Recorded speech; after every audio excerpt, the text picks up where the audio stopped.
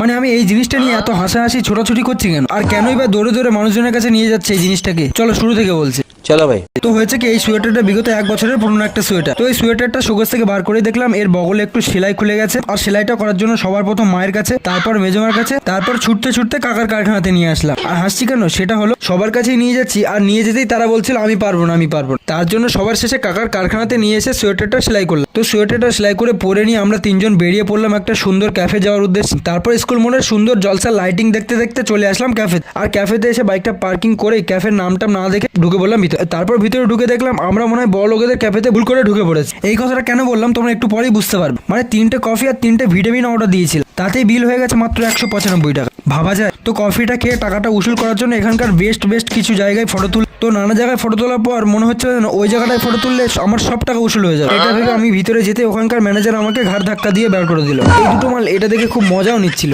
ওখানে আর এক মুহূর্ত লেট না করে গাড়িটা ঘুরিয়ে আমরা চলে যাচ্ছি বাড়ির দিকে, আর কোনোদিন আসবো না এই ক্যাফেতে।